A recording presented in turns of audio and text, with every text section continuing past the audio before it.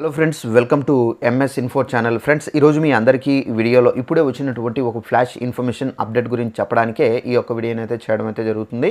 So flash information update ఏంటంటే, మన యొక్క తెలంగాణ రాష్ట్ర వ్యాప్తంగా గ్యాస్ సిలిండర్లు ఎవరైతే వాడుతున్నారో వీరందరికీ సంబంధించి ప్రభుత్వం నుండి ఒక కొత్త రూల్ అయితే వచ్చింది.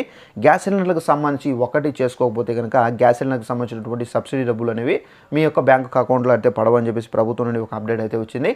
అయితే ఆ ఒకటి ఏంటి, ఎక్కడికి వెళ్ళి చేసుకోవాలి, ఎప్పటి వరకు చేసుకోవాలి, పూర్తి వివరాలు మీకు ఎక్స్ప్లెయిన్ అయితే చేస్తాను.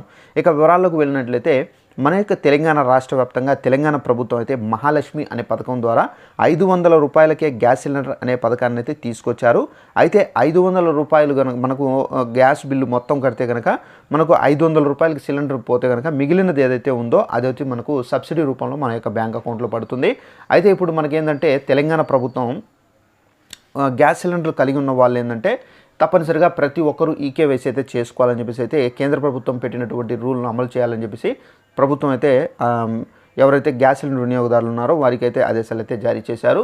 సో గ్యాస్ సిలిండర్ కలిగి ఉండి కనుక మీరు ఈకేవైసీ చేసుకోకపోతే కనుక మీ యొక్క గ్యాస్ కనెక్షన్ రద్దు అవుతుంది. ప్లస్ ఏంటంటే మీ యొక్క గ్యాస్కి సంబంధించినటువంటి సబ్సిడీ డబ్బులు ఏవైతే ఉన్నాయో ఆ డబ్బులు అనేది పడవండి.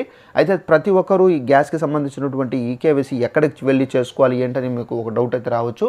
మనకేంటంటే ప్రతి ఇంట్లో ఒకే కంపెనీ సిలిండర్ అయితే వాడరు కాబట్టి మనకు కొంతమంది ఇళ్లలో హెచ్పి గ్యాస్ సిలిండరు, మరికొంతమంది ఇళ్లలో ఏంటంటే ఇండియన్, మరికొంతమంది భారత్, సో ఈ విధంగా డిఫరెంట్ టైప్ ఆఫ్ కంపెనీ సిలిండర్లు అనేది యూజ్ చేస్తారు.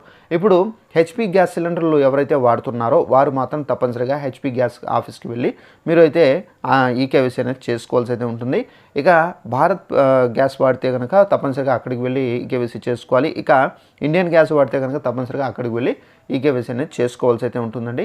ఈ విధంగా మీరు ఈకేవైసీ చేసుకుంటేనే మీకు ఏదైతే తెలంగాణ ప్రభుత్వం వేసేటటువంటి 500 రూపాయల సబ్సిడీ ఉందో ఆ సబ్సిడీ అయితే పడుతుంది. ఒకవేళ మీరు చేయించుకోకపోతే కనుక మీరు తప్పనిసరిగా చేసుకోండి, చేసుకోకపోతే రాదండి. సో ఇదండి ఇన్ఫర్మేషన్. ఈ వీడియో నచ్చినట్టు లైక్ చేసుకొని ఛానల్ సబ్స్క్రైబ్ చేసుకోండి. Thanks for watching this video. All the best.